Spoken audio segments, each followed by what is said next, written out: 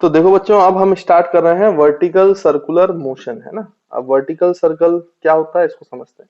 जैसे मान लीजिए कि आपने एक बच्चों इस तरीके से हिंज कर दिया, ये स्ट्रिंग ले ली, रोप ले ली और उसमें एक मास एम मास के बॉब को लटका दिया। अब आपने इसको रफ्तार दी इनिशियल यू रफ्तार। अब मान लो ये इनिशियल रफ्तार जो है वो आपने कम दी थी, तो क्या होगा कि ये पार्टिकल ऐसे ऊपर जाएगा बच्चों। तो जैसे ही ऊपर जाएगा तो इसकी पोटेंशियल एनर्जी बढ़ेगी, तो ऑब्वियस सी बात है काइनेटिक एनर्जी घटेगी। तो ये हो सकता है कि यहाँ पे इसकी काइनेटिक एनर्जी जीरो हो जाए, मतलब फाइनल रफ्तार जीरो जाए, तो मैक्सिमम ये थीटा तक जाए और फिर ये वापिस आ जाए। और ये वापिस आके फिर ये ऐसे ऐसे मूव करता रहे। जैसे कौन मूव करता है बच्चों? पेंडुलम। तो ये पेंडुलम की तरह मूव करेगा। अगर आपकी रफ्तार बहुत ज्यादा कैसी है बच्चों? कम है। लेकिन अगर आप सोचो कि इस पार्टिकल को आप अच्छी खासी रफ्तार दे दो, बहुत ज्यादा तेज, तेजी से इसकी वेलोसिटी बढ़ा दो, वेलोसिटी बढ़ा दो, बहुत ज्यादा वेलोसिटी दे दी आपने, बहुत तेजी से धक्का मारा, तो आप ये पाएंगे कि किसी भी स्ट्रिंग में आप ऐसे एक स्ट्रिंग से बच्चों एक पार्टिकल को लटका के आप इसको बहुत तेजी से ऐसे धक्का मारना, आप देखोगे कि कंप्लीट वर्टिकल सर्कल कर जाएगा। ये ऐसे कंप्लीट इस तरीके से वर्टिकल सर्कल करेगा, ऐसे इस पाथ में ये मूव करेगा पार्टिकल, है ना। तो ये पूरा सर्कल कर जाएगा अगर स्पीड बहुत ज्यादा है। अगर स्पीड बहुत कम है तो फिर ये ऐसे पेंडुलम करेगा। और अगर इन दोनों के बीच में स्पीड है, मान लीजिए कि आपकी स्पीड ना तो बहुत ज्यादा है ना बहुत कम है, तो आप देखोगे कि फिर ये सर्कल नहीं करता है। फिर एक पर्टिकुलर पॉइंट पे आके ये गिर जाएगा। इस तरीके से ये गिर जाता है। ये ऐसे ऊपर आएगा पार्टिकल और ऐसे गिर जाएगा। सर्कल, कंप्लीट सर्कल भी नहीं करेगा ना ही पेंडुलम करेगा। अगर आप बहुत ज्यादा स्पीड भी नहीं देते और बहुत कम स्पीड भी नहीं देते। देखो फिर से मैं आपको बताता हूं, अगर आपने बॉब को बहुत कम स्पीड दी, आप ऐसे करके देखना, एक स्टोन को एक रस्सी में लगा के देखना, उसको थोड़ा सा झटका देना, तो आप देखोगे कि वो इस तरीके से पेंडुलम करेगा। उसको बहुत तेजी से धक्का देना, तो आप देखोगे कि वो कंप्लीट वर्टिकल सर्कुलर मोशन करेगा, परफॉर्म। और अगर आपने उसके बीच में कहीं रफ्तार दी तो वो ऐसे ऊपर तो जाएगा, बट उसके बाद फिर रस्सी स्लैक कर जाएगी और वो नीचे गिर जाएगा पार्टिकल।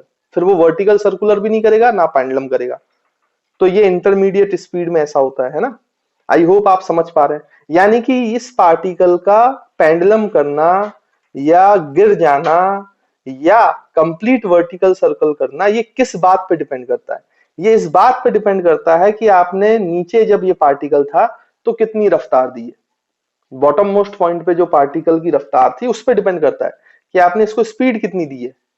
किस स्पीड पे ये कंप्लीट वर्टिकल कर लेता है, किस स्पीड पर ये पेंडुलम की तरह एक्ट करता है, और किस स्पीड से ये सर्कुलर पाथ छोड़ देता है। रोप स्लैक कर जाती है और ये सर्कुलर पाथ छोड़ देता है।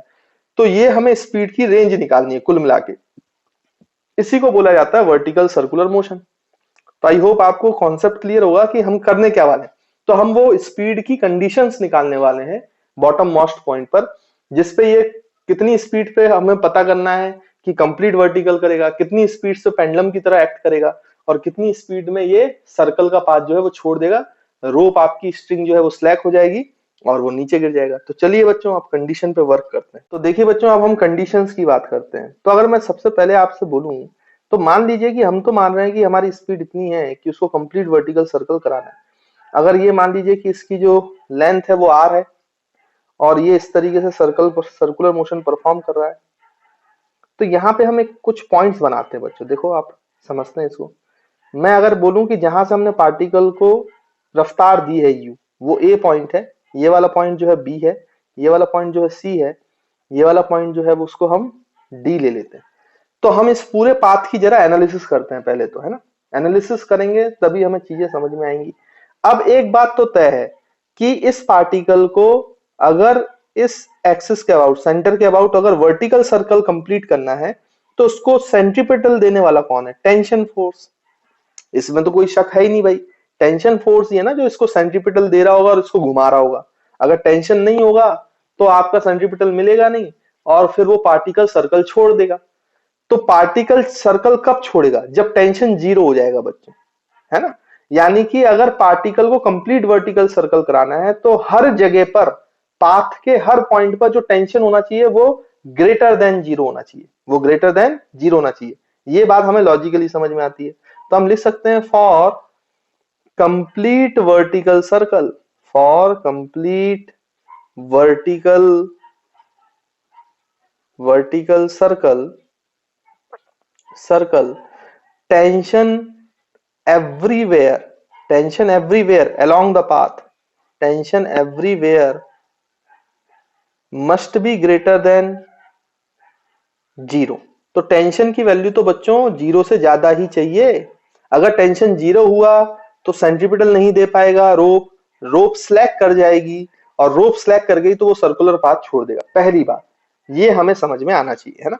अब इसी कंडीशन को यूज करते हुए हम रफ्तार की वैल्यू निकालेंगे कि कब ये वर्टिकल सर्कल करेगा। This is the most important condition कि tension everywhere on the path must be greater than zero for complete vertical circle, है ना। तो आई होप बच्चों आपको ये कंडीशन क्लियर हो गई। अब यहाँ पे देखो टेंशन, पहले हम देखते हैं कि अगर हम ए से बी जाएं तो टेंशन के साथ क्या हो रहा है, और फिर बी से सी आए तो फिर टेंशन के साथ क्या हो रहा है ना।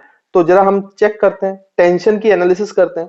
अच्छा, मैं ए से बी करूंगा, बी से सी करूंगा, तो जैसा बी सी के साथ होगा वैसा ही सी से डी होगा, क्योंकि ये आइडेंटिकल पाथ्स हैं। और जैसा ए से बी की एनालिसिस में होगा वैसा डी से ए की एनालिसिस में होगा। तो उसको अलग से बात करने की जरूरत नहीं है। तो बच्चों सी से डी, डी से ए नहीं कर रहा हूं मैं, ए से बी, बी से सी जा रहा हूं, सिर्फ उनकी एनालिसिस कर रहा हूं, तो ये एनालिसिस अपने आप हो जाएगी।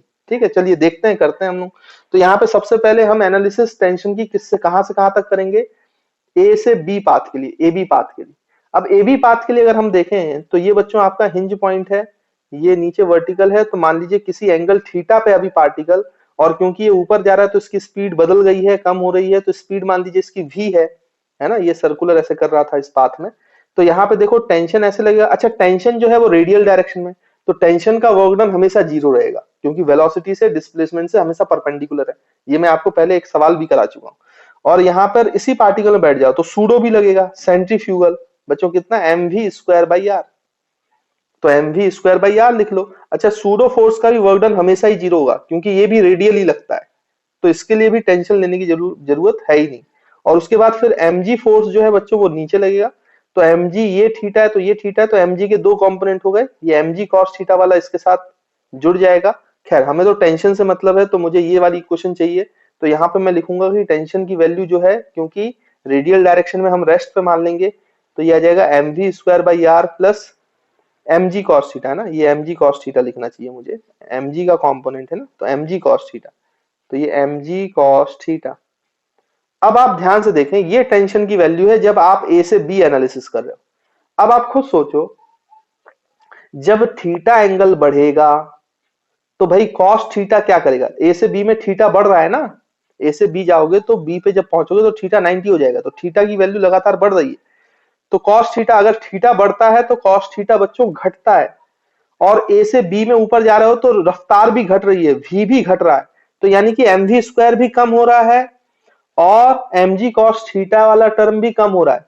तो टेंशन भी क्या होगा बच्चों, कम होगा, डिक्रीज होगा। समझे इस बात को। जब आपका पार्टिकल ए से बी जा रहा है तो थीटा बढ़ रहा है, तो mg cos थीटा घट रहा है, वेलोसिटी भी घट रही है, तो टेंशन भी, क्योंकि इन दोनों का सम है, वो दोनों ही घट रहे हैं टर्म, तो टेंशन भी क्या करेगा बच्चों, डिक्रीज करेगा। आई होप आपको ये पॉइंट क्लियर होगा। तो ए से बी में टेंशन डिक्रीज कर रहा है भाई, जैसे जैसे आप ए से बी जा रहे हो तो टेंशन डिक्रीज कर रहा है, इसमें हमें कोई प्रॉब्लम नहीं है। फिर मैं आपसे बोलता हूं कि बी से सी का एनालिसिस करो जरा, बी से सी। तो बी से सी में पार्टिकल, ये मान लीजिए कि हिंज पॉइंट है, तो ये पार्टिकल ऐसे ऊपर होगा बच्चों। मान लीजिए कि वर्टिकल डायरेक्शन से ये एंगल थीटा है, ये पार्टिकल एम मास का है, तो इसमें टेंशन इधर लग रहा है रेडियल डायरेक्शन में। अगर इसकी स्पीड वी है तो M we square by R ये बाहर की तरफ लगेगा, और mg जो है बच्चों वो नीचे की तरफ लगेगा। तो ये थीटा है तो ये भी थीटा है, तो mg cos थीटा का कंपोनेंट ये होगा, mg cos थीटा। तो यहाँ पे tension plus mg cos theta किसको बैलेंस करेगा रेडियल डायरेक्शन में, mv स्क्वायर बाई आर। तो mg cos theta plus tension, तो mg cos थीटा उधर ले जाओ तो माइनस हो जाएगा। तो टेंशन की वैल्यू देखो बच्चों, मैं यहाँ डायरेक्ट लिख रहा हूँ, mv square by R minus mg cos theta, है ना। क्योंकि आप ध्यान से देखो, जब बैलेंसिंग कर रहे थे तो mg cos थीटा टेंशन के साथ था, equals to mv square by R था, तो मैं इधर पलटा दिया तो यहाँ पे ये माइनस हो गया, है ना। तो आई होप आपको ये बातें समझ में आती हैं। अब यहाँ पे फिर से वही एनालिसिस करो। अब देखो, जब आप बी से सी जा रहे हो तो वर्टिकल से ये एंगल घट रहा है भाई, बी से सी जाते समय ये एंगल कम हो रहा है ना, सी तक जा रहे हो आप तो एंगल डिक्रीज हो रहा है। अगर एंगल थीटा डिक्रीज हो रहा है तो आपका जो कॉस थीटा वाला कंपोनेंट है वो इंक्रीज होगा। तो थीटा डिक्रीज हो रहा है, तो कॉस थीटा जो है वो इंक्रीज हो रहा है, यानी नेगेटिव साइन वाला जो टर्म है वो इंक्रीज हो रहा है, और वेलोसिटी डिक्रीज हो रही है, तो ये mv स्क्वायर बाई आर वाला डिक्रीज हो रहा है। तो जो पॉजिटिव क्वांटिटी वो कम हो रही है, नेगेटिव क्वांटिटी बढ़ रही है, तो ओवरऑल जो टेंशन है वो तो घटेगा ही। अगर नेगेटिव वाली क्वांटिटी बढ़ेगी, पॉजिटिव वाली क्वांटिटी घटेगी, तो पॉजिटिव माइनस नेगेटिव तो घटेगा ही, बढ़ेगा थोड़ी ना वो। तो ये भी डिक्रीज हो रहा है टेंशन, यानी बी से सी में भी टेंशन डिक्रीज ही हो रहा है। तो पूरा ए से बी, बी से सी में टेंशन डिक्रीज ही हुआ है। तो अगर मैं ए से सी जा रहा हूं बच्चों, तो आपका टेंशन डिक्रीज हो रहा है। अच्छा, ऐसा ही एनालिसिस सी से डी, डी से ए है। तो अगर मैं सी से डी जाऊंगा तो फिर टेंशन बढ़ेगा, और डी से आऊंगा तो टेंशन इंक्रीज होगा। उल्टा अगर हम चल रहे हैं, अगर नीचे से ऊपर जा रहे हैं तो टेंशन डिक्रीज हो रहा है, और ऊपर से नीचे आ रहे हैं तो टेंशन इंक्रीज हो रहा है। यानी मिनिमम टेंशन कहां है बच्चों, आप खुद सोचो, मिनिमम टेंशन कहां है? तो मिनिमम टेंशन जो है वो तो सी पॉइंट पर है, सी पॉइंट पर है, टॉप मोस्ट पॉइंट पर है। अब आप खुद सोचो कि मिनिमम जो टेंशन है बच्चों, हम यहां पे लिख सकते हैं minimum tension, minimum tension is at C. तो tension at C, minimum tension जो है वो सी पॉइंट पर है। अब आप खुद सोचो, अगर मिनिमम जो टेंशन है जो सी पॉइंट पे, अगर वहीं पे ग्रेटर देन जीरो हो जाए टेंशन, जहां पे सबसे कम टेंशन हो सकता है, अगर टेंशन वही जीरो से ज्यादा हो जाए, तो पूरे पाथ में टेंशन की वैल्यू जीरो से ज्यादा है, तो जो आपका पार्टिकल है वो वर्टिकल सर्कल करेगा, वर्टिकल सर्कल बच्चों करेगा। वर्टिकल सर्कल की कंडीशन क्या है? पूरी टेंशन पे फोकस है, ध्यान से देखो, टेंशन के बारे में सोचना है। आपने अभी एनालिसिस किया तो पूरे पाथ में, पूरे कंप्लीट वर्टिकल सर्कुलेशन सर्कल में सबसे कम टेंशन है तो कहां पर है? सी पॉइंट पर। और सबसे कम टेंशन जहां है, अगर वहीं जीरो से ज्यादा हो जाए, तो ऑब्वियसली जब बात है कि पूरे पाथ में टेंशन हमेशा जीरो से ज्यादा, यानी आपका पार्टिकल वर्टिकल सर्कल करेगा। अगर tension at C greater than zero हो जाए, तो उस कंडीशन के लिए अगर हमें स्पीड निकालने, तो इसका मतलब उस स्पीड पे ये कंप्लीट वर्टिकल सर्कल मोशन करेगा ही करेगा, इसमें कोई शक वाली बात नहीं। अच्छा बच्चों, एक बात और यहाँ पे ध्यान दें आप, कि यहाँ पर जब मैंने ये लिखा M we square by are, तो यहाँ पे देखो ये v की वैल्यू कुछ भी हो, थीटा कुछ भी हो, ये कभी भी टेंशन जीरो नहीं हो सकता। यानी बी, ए से बी पाथ में, इस वाले पाथ में टेंशन कभी भी जीरो नहीं है। स्पीड जीरो हो सकती है अगर वो पेंडुलम कर रहा है, जैसे यहां पे स्पीड जीरो थी, लेकिन यहां पे टेंशन कभी भी जीरो नहीं है, टेंशन कभी भी जीरो नहीं है। तो इस वाले केस में आप याद रखेंगे कि जब आप ए से बी पाथ की बात कर रहे हो, तो यहां पे टेंशन कभी भी जीरो हो ही नहीं सकता है, टेंशन नेवर बिकम्स जीरो। तो फ्रॉम, याद रखेंगे, फ्रॉम ए टू बी, देखो यहां पे कोई चीज माइनस नहीं हो रही ना, तो टेंशन जीरो होने का सवाल ही नहीं उठता। थीटा हमेशा रहेगा, वेलोसिटी जीरो हो सकती है, बट ये तो हमेशा रहेगा। तो टेंशन हमेशा की, टेंशन की कुछ ना कुछ वैल्यू होगी ए से बी के बीच में, वो कभी भी जीरो नहीं हो सकता। तो from A to B tension never becomes zero, tension never becomes zero. Zero कहां हो सकता है? तो देखो ये सी से डी में, सॉरी बी से सी में, बी से सी में आपका टेंशन जीरो हो सकता है भाई। क्यों जीरो हो सकता है? क्योंकि यहां माइनस हो रहा है। तो सोचो एक पॉइंट कभी ऐसा आ सकता है जहां पर एम वी स्क्वायर आर की वैल्यू एम जी कॉस थीटा के बराबर हो जाए, तो टेंशन जीरो हो जाएगा, तो रस्सी स्लैक कर जाएगी, रस्सी स्लैक कर जाएगी, तो ये सर्कुलर पाथ छोड़ देगा। मैं ये नहीं कह रहा हूं कि हमेशा जीरो होगा, हो सकता है मे बी जीरो। अगर M we square by R की वैल्यू बहुत ज्यादा हुई तो फिर ये जीरो नहीं होगा, तो फिर वो कंप्लीट वर्टिकल सर्कल कर लेगा। लेकिन अगर ऐसा ना हुआ तो फिर यहाँ पे टेंशन जीरो हो सकता है ना। तो हम यहाँ पे लिख सकते हैं कि from B to C, from बच्चों B to C, from B to C tension may be zero. May be इसलिए बोल रहा हूं क्योंकि हमेशा हो ये जरूरी नहीं है, लेकिन अगर स्पीड ज्यादा नहीं हुई, M we square by R का कॉम्पोनेंट ज्यादा नहीं हुआ और वो एम जी के बराबर हो गया, तो जीरो हो सकता है। तो टेंशन में बी जीरो, और जिस समय पे ये जीरो होगा उस समय पे टेंशन जीरो हो जाएगा, तो रस्सी स्लैक कर जाएगी, तो ये सर्कुलर पाथ छोड़ देगा, जो मैंने आपको यहाँ पे कंडीशन बताई थी। तो मेरे ख्याल से टेंशन की एनालिसिस क्लियर होगी। अब आप समझ चुके होंगे कि अगर मुझे कंप्लीट वर्टिकल सर्कल कराना है, तो कंप्लीट वर्टिकल सर्कुलर मोशन के लिए सी पे टेंशन जो है वो ग्रेटर देन जीरो करनी पड़ेगी। तो हर जगह पे automatically tension greater than zero हो जाएगा, क्योंकि मिनिमम टेंशन ही सी पर है, और हर जगह पे टेंशन ग्रेटर देन जीरो हो गया, तो उसने कंप्लीट वर्टिकल सर्कुलर मोशन कर लिया। मेरे ख्याल से ये पूरी एनालिसिस आपको क्लियर होगी। अब हम उस कंडीशन के लिए सॉल्व करते हैं कि tension at C must be greater than zero. अच्छा बच्चों, यहाँ पे सी की बात कर रहे हैं, तो सी में आप इक्वल्स टू जीरो भी कर सकते हो कंप्लीट वर्टिकल, क्योंकि अगर सी पॉइंट पे आपकी टेंशन जीरो होगी तो कोई दिक्कत नहीं है, रफ्तार होगी। रफ्तार होगी तो जैसे ही यहाँ पे टेंशन जीरो होगा तो स्लैक नहीं होने देगा, वेलोसिटी उसको खींच के सी से डी वाले पाथ में ले आएगी, तो फिर से टेंशन आ जाएगा, तो कंप्लीट कर लेगा। हाँ, लेकिन किसी और पॉइंट पे टेंशन जीरो हुआ तो फिर वो वहां से पाथ छोड़ देगा वर्टिकल सर्कल का, है ना। लेकिन सी पर जो है वो मिनिमम जीरो भी हो सकता है, तब भी वो कंप्लीट वर्टिकल सर्कल कर लेगा, क्योंकि वेलोसिटी जो है वो इसको खींच लेगी, तो फिर से टेंशन की वैल्यू आ जाती है, तो फिर वो कंप्लीट कर लेगा। हाँ, लेकिन किसी बीच में बी से सी के बीच में कहीं टेंशन जीरो होगी तो फिर वो सर्कुलर पाथ छोड़ देगा, है ना। तो आई होप आपको कंडीशन क्लियर है। तो वर्टिकल सर्कल के लिए सबसे इंपॉर्टेंट कंडीशन क्या है कि जो मिनिमम टेंशन वाला पॉइंट है वो लगभग जीरो या जीरो से बड़ा होना चाहिए, तो आपका जो पार्टिकल है वो कंप्लीट वर्टिकल सर्कल कर लेगा। अब उसके लिए कितनी रफ्तार चाहिए, तो बच्चों वो हम नेक्स्ट पेज पे निकालते हैं, उसकी एनालिसिस करते हैं, इतना जल्दी से आप नोट कर ले। तो देखिए स्टूडेंट्स, अब हम क्या करेंगे कि भाई हमें ये पता है कि अगर आपको कंप्लीट वर्टिकल सर्कल मोशन कराना है किसी पेंडुलम का जिसकी रेडियस या लेंथ आर है, यहाँ पे बॉब है, तो इसको आपने स्पीड दी u, तो ये जो c वाला पॉइंट है बच्चों, अगर हम इसको b मान रहे हैं, इसको c मान रहे हैं, तो यहाँ पे जो टेंशन होनी चाहिए वो tension greater than equals to zero होनी चाहिए, तो वो फिर कंप्लीट वर्टिकल सर्कल कर लेगा, है ना, सी पॉइंट। तो हम ये बोल सकते हैं कि फॉर कंप्लीट वर्टिकल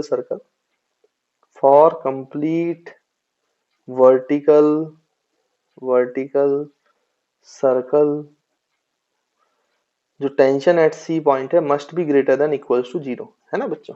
तो अब इसके लिए हम सॉल्व करते हैं, टेंशन की वैल्यू निकालते हैं और उसमें ये कंडीशन डालते हैं। अब टेंशन की वैल्यू कैसे निकालेंगे, तो मान लीजिए कि यहाँ पे टॉप मोस्ट पॉइंट पे रफ्तार v है, तो ऊपर की डायरेक्शन में कितना हो जाएगा बच्चों, M we square by R, इसमें तो कोई दिक्कत है नहीं, M we square by R हो गया आपका जो सेंट्रीफ्यूगल फोर्स है, और एम जी की वैल्यू भी कहाँ लगेगी बच्चों, नीचे, और टेंशन तो नीचे लग ही रहा है सी पॉइंट पर, है ना। तो टेंशन एट सी अगर हम देखें इसमें एफबीडी से, तो रेडियल डायरेक्शन में बैलेंसिंग कर रहे हो फोर्स की, ये तो हमने पढ़ा है सर्कुलर मोशन में। तो tension at C plus M G must be equals to M we square by R, है ना। तो यहां से टेंशन सी की वैल्यू निकालें, तो tension at C is equals to M we square by R plus M G. चलिए ये टेंशन एट सी आ गया, लेकिन यहाँ पे हमें v नहीं पता ना बच्चों, तो v निकालना पड़ेगा। v निकालने के लिए क्या करते हैं हम कि a से c में एनर्जी कंजर्वेशन लगाते हैं। अब यहाँ पे एनर्जी कंजर्वेशन का रोल है, तो a वाला जो पॉइंट है बच्चों उसको हम क्या ले लेते हैं, रेफरेंस लेवल ले लेते हैं, और ऊपर c तक हम क्या लगा लेंगे बच्चों, एनर्जी कंजर्वेशन। तो चलिए लगाते हैं भाई। तो अगर हम एनर्जी कंजर्वेशन लगाएं तो kinetic energy at A plus potential energy at A is equals to kinetic energy at C plus potential energy at C, है ना, एनर्जी कंजर्वेशन लगा। तो ए पे kinetic energy half M you square plus potential energy, reference level है ये जो हमने lowest point को माना हुआ है, तो वहां पे जीरो हो जाएगा।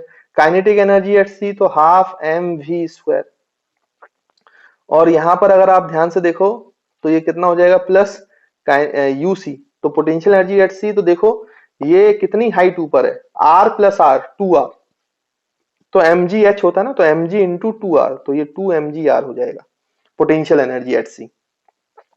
तो देखो यहां से आप एम वी स्क्वायर की वैल्यू निकाल सकते हो, इसको उधर ले जाओ, तो ये half m we square is equal to लिखोगे half M you square minus two m ji r. अच्छा बच्चों, ये इक्वेशन में चाहता तो डायरेक्ट लिखता, वैसे आपको भी ये सब सोचना चाहिए कि इस इक्वेशन में डायरेक्टली कैसे आए। आप अगर ध्यान से देखो तो एनर्जी कंजर्वेशन का ही रोल है, क्योंकि टेंशन और सूडो का तो वर्क डन जीरो है, क्योंकि वो रेडियल डायरेक्शन में लग रहा है ना। तो इसका मतलब mg फोर्स बचा जो वर्क डन कर सकता है, तो ये तो कंजर्वेटिव फोर्स है, इसलिए मैंने यहाँ पे एनर्जी कंजर्व की है ना, ये बात आपको समझ में आती है। अब जब मैंने एनर्जी कंजर्वेशन की है तो जो पार्टिकल ऊपर जा रहा है तो इसकी रफ्तार घट रही है और पोटेंशियल एनर्जी बढ़ रही है, तो काइनेटिक एनर्जी ही तो पोटेंशियल एनर्जी में कन्वर्ट हो रही है, यानी कि जो उसकी इनिशियल काइनेटिक एनर्जी है, तो जब वो ऊपर पहुंचा तो वो किस में कन्वर्ट हुई, पोटेंशियल एनर्जी में, और जितनी पोटेंशियल एनर्जी में कन्वर्ट हुई वो काइनेटिक एनर्जी से उसको इनिशियल काइनेटिक एनर्जी से घटा दोगे तो आपको फाइनल काइनेटिक एनर्जी मिल जाएगी।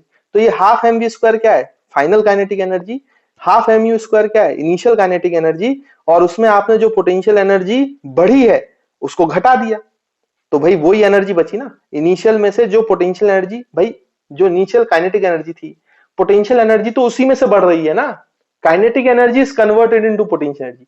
तो काइनेटिक एनर्जी से जितनी पोटेंशियल एनर्जी कन्वर्ट हो गई उसको माइनस कर दो तो फाइनल एनर्जी बच जाएगी ना। तो देखो final energy is initial energy minus change in potential energy, यही तो किया है आपने। तो इसको आप चाहते तो डायरेक्ट भी लिख सकते हैं, एनर्जी का खेल है।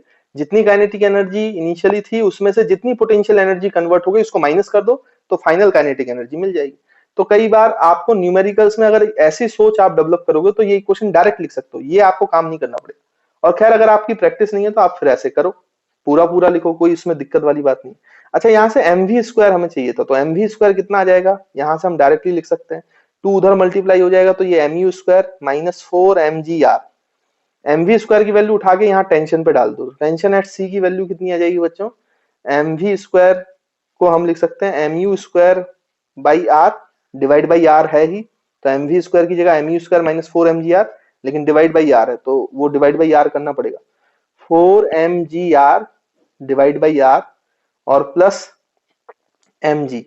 तो आप ध्यान से देखो यहाँ से आर और ये आर जो है बच्चों को कैंसिल हो गया, और this must be greater and equal to 0 for complete vertical circle. देखो वो कंडीशन लिखी, जो टेंशन एट सी है वो ग्रेटर एंड इक्वल टू 0 होना चाहिए ना। अब यहां से निकाल लो बच्चों, तो ये M you square by R minus 4, और ये जो है आपका, मैंने कुछ गड़बड़ किया क्या, हाँ यहाँ पे माइनस साइन आना था, ये उधर जाएगा तो माइनस आएगा ना, माइनस साइन आना चाहिए। तो माइनस माइनस माइनस ये 5 mg आ जाएगा बच्चों, 4 mg माइनस 5 mg, तो greater than equal to 0। mg को उधर ले जाओ तो ये 5 mg हो जाएगा, और r को उधर ले जाओ तो 5 mg r हो जाएगा बच्चों, और ये greater than equal to M you square बचेगा। तो m और m जो है वो कैंसिल आउट हो जाएगा, तो जो आपकी रफ्तार है वो किससे ज्यादा होनी चाहिए बच्चों, √5gr। देखो this is most important condition, हमेशा याद रखना, बड़ी ही इंपॉर्टेंट इक्वेशन है, याद रहनी चाहिए, है ना। तो आपको कभी भी कोई पूछे कि कंप्लीट वर्टिकल सर्कल के लिए मिनिमम रफ्तार कितनी देनी पड़ेगी, तो मिनिमम रफ्तार कम से कम √5gr देनी पड़ेगी।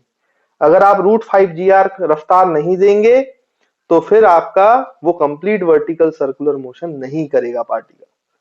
तो कम से कम रफ्तार कितनी होनी चाहिए, अगर उससे ज्यादा है तो वो करेगा ही, लेकिन उससे कम नहीं होनी चाहिए।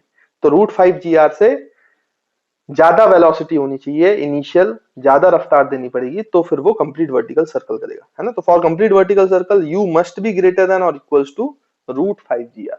आई होप बच्चों आपको ये पूरी एनालिसिस जो है वो समझ में आई होगी। तो कुल मिला के वर्टिकल सर्कुलर मोशन में 2 ही इक्वेशन है, एक तो फोर्स बैलेंसिंग करो और दूसरा एनर्जी कंजर्वेशन लगाओ।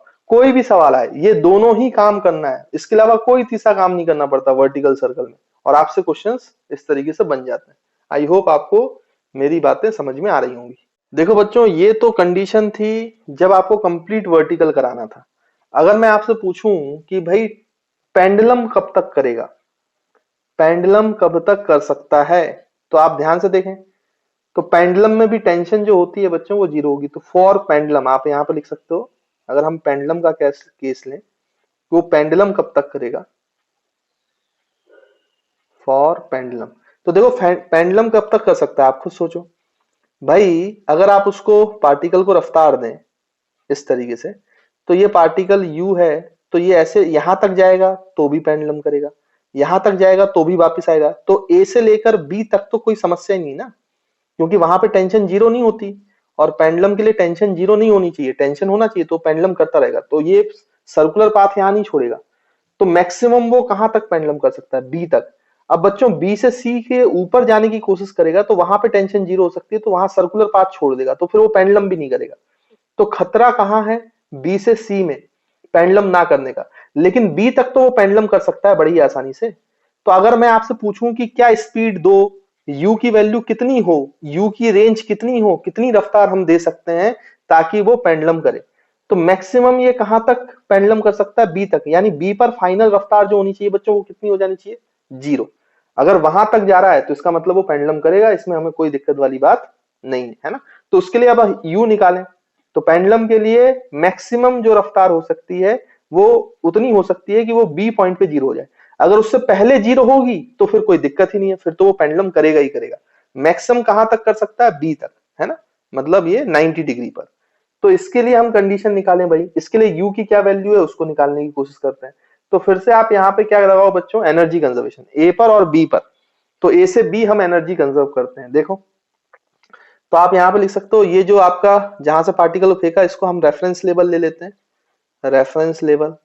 तो ये ऊपर एच कितनी हाइट हो जाएगी, ए से बी में वर्टिकल हाइट जो है बच्चों वो आर हो जाएगी। अब जैसे मैंने आपको बोला था कि या तो आप एनर्जी कंजर्व कर लो भाई, या फिर वैसे भी आप सोच सकते हो। देखो, आप ऐसे भी लिख सकते हो, total energy at A equals to total energy at B. तो आप लोग करके देखना, है ना। तो kinetic energy at A plus kinetic potential energy at A is equals to kinetic energy at B plus potential energy at B. आप यहाँ पे लिखना काइनेटिक एनर्जी ए की वैल्यू आप लिखोगे हाफ एम यू स्क्वायर, फिर पोटेंशियल एनर्जी रेफरेंस लेवल पे 0 लिखोगे, फिर ऊपर एच हाइट आर हाइट ऊपर है तो एम जी एच हो जाएगा और ये 0 हो जाएगा। लेकिन आप खुद सोचो, एनर्जी ही तो कंजर्व कर रहे हो, तो लास्ट में काइनेटिक एनर्जी 0 हो गई है और पोटेंशियल एनर्जी आ गई है। तो जो आपने काइनेटिक एनर्जी इनिशियली दी वो पूरी की पूरी किस में कन्वर्ट हो गई, पोटेंशियल एनर्जी में, क्योंकि रफ्तार 0 हो गया तो काइनेटिक एनर्जी पूरी खत्म हो गई। तो जो आपने काइनेटिक एनर्जी इनिशियली दी हाफ एम यू स्क्वायर, तो ऊपर जाने पे वो किस में कन्वर्ट हो गई, पोटेंशियल एनर्जी में। तो complete kinetic energy is converted into potential. तो मैं तो डायरेक्ट लिखता हूं, जो आपकी complete kinetic energy initial half M you square, it will be converted into potential energy, that is M G H. M G H, और H यहाँ पर क्या है बच्चों, आर। आर, देखो ये बात हमें क्लियरली समझ में आती है। तो ये एम और एम कैंसिल हो गया, तो यू की वैल्यू कितनी हो गई बच्चों, √2 GR। यानी √2 GR तक ये जो है ये पेंडुलम करेगा, और इससे कम रफ्तार होगी तो भी पेंडुलम करेगा, क्योंकि उसके पहले ही रफ्तार वेलोसिटी 0 हो जाएगी, वो बी तक पॉइंट तक पहुंचेगा ही नहीं। यानी कि फॉर पेंडुलम अगर आपको पार्टिकल को पेंडुलम करवाना है, तो जो आपकी रफ्तार होनी चाहिए जो आप नीचे दे रहे हो, उसकी वैल्यू 0 से लेकर कहां तक हो सकती है बच्चों, √2 GR। अच्छा, हमने ये देखा कि जब √5 GR से ज्यादा होता है तो वर्टिकल कर लेता है, √2 GR से कम होता है तो पेंडुलम करता है। तो इसका मतलब वो सर्कुलर पाथ पक्का कहां छोड़ेगा, जब उसकी रफ्तार क्या होगी बच्चों, √2 GR से 5 GR के बीच में। ये भी आप समझे। तो पार्टिकल वर्टिकल सर्कल कब छोड़ेगा, तो देखिए बच्चों, यहां पर हमने ये समझ लिया कि हमारा अगर पार्टिकल 0 से 2 GR के बीच में है, रफ्तार अगर हमने नीचे दी तो वो पेंडुलम करेगा, और √5 GR से ज्यादा है तो कंप्लीट वर्टिकल करेगा। तो तीसरा जो रेंज है √2 GR से √5 GR, तो उसमें पार्टिकल वर्टिकल सर्कल छोड़ देगा, ये हमें समझ में आता है। तो इसका मतलब तीसरा जो केस है वो हम लिख सकते हैं कि velocity is between √2 GR and √5 GR इसके बीच में रहेगा बच्चों, u is greater than √2 GR and less than √5 GR। तो it will particle will leave vertical circle, तो वो वर्टिकल सर्कल को छोड़ देगा, सर्कुलर पाथ को छोड़ देगा, है ना। और क्या फॉलो करेगा, पैराबोलिक पाथ या projectile motion, and follows projectile. क्यों प्रोजेक्टाइल, तो मैं आपको बताता हूं। प्रोजेक्टाइल मोशन, वर्टिकल सर्कल छोड़ेगा तो क्यों प्रोजेक्टाइल मोशन करेगा, उसको भी समझे बच्चों। तो जैसे मान लीजिए कि ये है, तो आपको पता है कि ये ए से बी में तो छोड़ ही नहीं सकता, अगर आपने इसको यू दिया है। अब यू इन दोनों के बीच में, तो बी से ऊपर निकल गया बट सी तक नहीं पहुंच पाया। वो इस किसी भी पॉइंट, यहाँ पे किसी भी एक जनरल पॉइंट पे, यहाँ पे मान लो कि टेंशन की वैल्यू जो है बच्चों वो 0 हो गई। तो अगर ये टेंशन की वैल्यू 0 हो गई और इसकी रफ्तार v थी ऐसे, तो आप खुद सोचो, अब टेंशन की वैल्यू 0 हो गई तो ये mg के इफेक्ट में घूमेगा, mg के इफेक्ट में जाएगा बच्चों। किसी भी एंगल वर्टिकल से अगर हम थीटा लिया तो ये mg के इफेक्ट में जाएगा। तो अगर केवल इस पे mg फोर्स लग रहा है और ये वेलोसिटी कैसी है बच्चों, इंक्लाइंड है, हॉरिजॉन्टल से कुछ एंगल पे है, और ये एंगल भी थीटा होगा, जो ये एंगल थीटा है ना, ये निकाल सकते हो थीटा, तो ये 90 माइनस थीटा, तो ये थीटा। तो ऑब्वियस सी बात है ये पार्टिकल क्या करेगा फिर, पैराबोलिक पाथ, प्रोजेक्टाइल मोशन। देखो इस तरीके से ये यहाँ पे सर्कल छोड़कर ये प्रोजेक्टाइल मोशन करना चालू कर देगा। देखो, आई होप आपको समझ में आ रहा है। यहाँ पे ये रफ्तार v थी, तो इसके दो कंपोनेंट हो गए, v sine theta, v cos theta, और फिर इस ये अंडर ग्रेविटी के मोशन में मूव कर रहा है और इंक्लाइंड वेलोसिटी है। तो ये पार्टिकल कौन सा फॉलो करेगा पाथ, प्रोजेक्टाइल मोशन। तो जब वो सर्कल छोड़ता है तो प्रोजेक्टाइल मोशन फॉलो करता है। आई होप आपको ये बात भी समझ में आ रही है। अब ये कितने एंगल पे, ये जो एंगल है थीटा, ये कितनी, इसकी क्या वैल्यू है, जहां पे ये जो रफ्तार है इसके बीच में कुछ होगी तो उसके कितने एंगल पे ये पार्टिकल सर्कुलर पाथ छोड़ देगा। तो हमें ये निकालना है कि किस एंगल पे सर्कुलर पाथ छोड़ेगा, थीटा की वैल्यू चाहिए हमें, क्योंकि उस पॉइंट पे हमें पता होना चाहिए ना कि इस पॉइंट पे वो पार्टिकल जो है वो सर्कल को छोड़ रहा है और प्रोजेक्टाइल कर रहा है। तो चलिए देखिए, फिर हालांकि यहां से ये जो पाथ कंटिन्यू होगा बच्चों, ये पार्टिकल यहाँ पे गिरेगा और फिर इसमें टेंशन आ जाएगी, तो फिर ये सर्कल करेगा ऐसे, फिर यहाँ पे छोड़ देगा सर्कल, तो फिर यहाँ पे गई, अगर एनर्जी कंजर्व्ड है तो, है ना। तो इस तरीके से ये चलता जाएगा। तो आई होप आपको ये पॉइंट बच्चों क्लियर होगा। तो यहाँ पे देखो निकाल लेते हैं कॉस थीटा की वैल्यू। यहाँ पे देखो सबसे पहले टेंशन की वैल्यू निकालो। कोई भी पॉइंट, ये पी पॉइंट है तो पी पॉइंट पे टेंशन कितना है बच्चों। पी पॉइंट पे जब सर्कल छोड़ेगा तो वहां पे ये जो टेंशन की वैल्यू वो जीरो हो जाएगी, लेकिन अभी हम टेंशन की वैल्यू निकालें तो ये टेंशन है, ये आपका M we square by R लग रहा है। यहाँ पे mg है तो mg का एक कंपोनेंट यहाँ होगा बच्चों, ये थीटा होगा तो mg cos थीटा नीचे की तरफ है। तो tension plus mg cos theta जो है रेडियल डायरेक्शन में किसको बैलेंस करेगा, mv स्क्वायर बाई आर को बैलेंस करेगा। मेरे ख्याल से इसमें कोई दिक्कत नहीं है। फिर यहाँ पे आप ध्यान से देखो तो ये टेंशन की वैल्यू पी पॉइंट पे आप निकालोगे तो टेंशन की वैल्यू पी पॉइंट पे आ जाएगा mv स्क्वायर बाई आर और माइनस mg cos थीटा, है ना, ये माइनस mg cos थीटा आ जाएगा। और ये टेंशन एट पी जो है वो कितना हो चुका है बच्चों, जीरो, क्योंकि सर्कुलर पाथ तो वो छोड़ रहा है ना पी पॉइंट पर, तो उसको जीरो करना है हमें, तभी तो रस्सी स्लैक हो गई और उसने प्रोजेक्टाइल कर लिया। अब ये जीरो होना चाहिए तो एम वी स्क्वायर की वैल्यू हमें नहीं पता, तो इसके लिए हमें एनर्जी कंजर्वेशन लगाना पड़ेगा। तो देखो बच्चों, ये जो दूरी है ये तो आर है, लेकिन ये वाली हाइट निकालनी पड़ेगी, ये हाइट। तो ये आर प्लस एच हाइट ऊपर गया ना, तो ये कितना है, ये आर है, ये थीटा है, तो ये वाली वैल्यू कितनी हो जाएगी बच्चों, आर कॉस थीटा। ये आर है, ये थीटा है ना। देखो मैं यहाँ पे बना देता हूं, ये आपका आर है, ये पॉइंट पी है, ये आपका सेंटर है। तो ये हाइट चाहिए ना हमें सेंटर से, ये ऊपर वाली हाइट, और ये एंगल थीटा है। तो ये कितनी हो जाएगी, आर कॉस थीटा, है ना। बेस है तो हाइपोटेनिस इंटू कॉस थीटा, तो ये आर कॉस थीटा। तो टोटल हाइट कितनी हो गई बच्चों, रेफरेंस लेवल से R plus R cos theta. तो एनर्जी कंजर्वेशन लगाते हैं। तो देखो इनिशियल आपकी कितनी काइनेटिक एनर्जी है बच्चों, half M you square by half M you square. देखो इनिशियल काइनेटिक एनर्जी, फिर ऊपर जा रहे हो तो energy, kinetic energy is converted into potential energy. तो कितनी पोटेंशियल एनर्जी में कन्वर्ट हुई, तो रेफरेंस लेवल से R plus R cos theta height ऊपर है, ये कितनी हाइट हो गई बच्चों, R plus R cos theta. तो इसको आर कॉमन लो तो ये 1 प्लस कॉस थीटा हो जाएगा। तो इतनी हाइट में पोटेंशियल एनर्जी कन्वर्ट हुई, तो ये हुई तो काइनेटिक एनर्जी से, तो जितनी कन्वर्ट हो गई पोटेंशियल एनर्जी उसको माइनस कर दो तो आपको फाइनल काइनेटिक एनर्जी मिल जाएगी, मतलब हाफ एम वी स्क्वायर बच जाएगी और इनिशियल में जितनी कन्वर्ट हो चुकी है। और नहीं तो आप एनर्जी कंजर्वेशन लगाना पी पॉइंट तक, total energy at A equals to total energy at P. तो ये आपका आ जाएगा माइनस एम जी एच, और एच कितना है बच्चों, हाइट कितना है, R into 1 plus cos theta, ये हमने लगा लिया। तो यहां से देखो एम वी स्क्वायर की वैल्यू आ गई, ये आ गया M you square minus 2 M G R 1 plus cos theta, है ना बच्चों।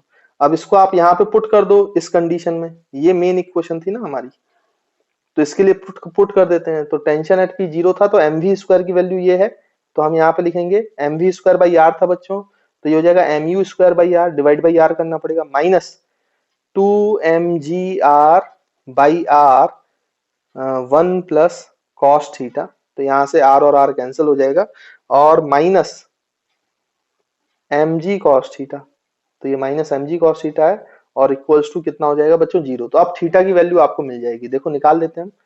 तो यहाँ पे हो जाएगा M you square by R, ये माइनस करोगे तो माइनस 2 एम जी, है ना, और यहाँ पर अगर आप करोगे तो फिर से माइनस होगा, तो 2 एम जी कॉस थीटा और minus M G cos theta, minus 2 M G cos theta और minus M G cos theta, तो minus 3 M G cos theta, है ना, मैं डायरेक्ट लिख लेता हूँ, equals to zero.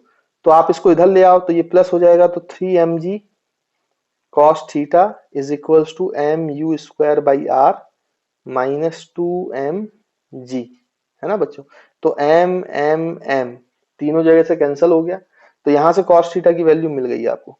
cos theta की क्या वैल्यू हो जाएगी बच्चों, r को अगर आप वो ले लोगे तो ये यू स्क्वायर माइनस 2gr हो जाएगा, डिवाइड बाई नीचे r रहेगा और 3g नीचे आएगा, तो 3gr। तो this is the value of theta where particle leave the vertical circle. और अगर थीटा लिखना है तो cos इनवर्स लिख लो बच्चों, तो cos inverse you square minus 2gr by 3gr, तो वो ये एंगल की वैल्यू है जिस पर आपका जो बच्चों पार्टिकल है वो किसको लीव कर जाएगा, सर्कल को लीव कर जाएगा, और फिर वो कैसा पाथ फॉलो करेगा, प्रोजेक्टाइल पाथ फॉलो करेगा। और देखो यहां से कंडीशन भी सेटिस्फाई हो रही है कि u की वैल्यू जो है वो इन दोनों के बीच में होना चाहिए, तभी आपके एक एंगल की वैल्यूड निकलेगी। अगर सोचो ये 5gr से ज्यादा हो गया तो ऊपर वाला टर्म जो है वो 3gr से कम हो जाएगा, तो cos थीटा तो 1 से ज्यादा होता ही नहीं ना। ऊपर न्यूमरेटर अगर 3gr से ज्यादा हो गया तो ये वैल्यू 1 से ज्यादा आ जाएगी, जो कि पॉसिबल ही नहीं है। इसलिए इसकी वैल्यू 5 रूट 5gr से कम होनी चाहिए, तो उसका स्क्वायर जो है वो 5gr से कम आएगा, तो डिनोमिनेटर से छोटा आएगा और लेस देन वैल्यू।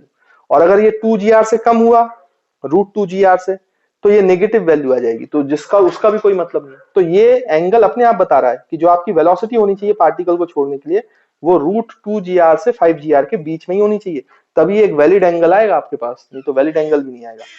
तो आपने तीन चीजें पढ़ी बच्चों वर्टिकल सर्कल में। पहला केस, आपने को अगर वर्टिकल सर्कल कराना है तो कम से कम रफ्तार जो है रूट 5gr देनी पड़ेगी, नहीं तो वर्टिकल सर्कल होना पॉसिबल नहीं है। दूसरा केस, अगर पेंडुलम सिर्फ कराना है तो आपकी रफ्तार जो होनी चाहिए वो रूट 2gr से 0 से रूट 2gr के बीच में होनी चाहिए। और तीसरा केस, अगर आपको पार्टिकल को लीफ कर रहा है और उसकी वेलोसिटी रूट 2gr से 5gr के बीच में है, तो फिर आपका जो एंगल पे वो पार्टिकल छोड़ेगा, जो जिस एंगल पे वो पार्टिकल सर्कल छोड़ देगा वर्टिकल से याद रखना बच्चों, वर्टिकल से, वो एंगल होगा cos inverse u square minus 2gr upon 3gr, है ना। तो आई होप आपको ये सारी पॉइंट्स जो है क्लियर होंगे। तो this is the complete analysis of vertical circular motion. अब मैंने आपको बताया कि कोई भी क्वेश्चन आए, दो ही इक्वेशन काम करती हैं, एक टेंशन को बैलेंस करने वाला और एक एनर्जी कंजर्वेशन। तो इन दोनों इक्वेशन को आपको यूज करना है, न्यूमेरिकल सॉल्व करना है, आसानी से न्यूमेरिकल सॉल्व हो जाएंगे, कोई इसमें दिक्कत वाली बात नहीं है।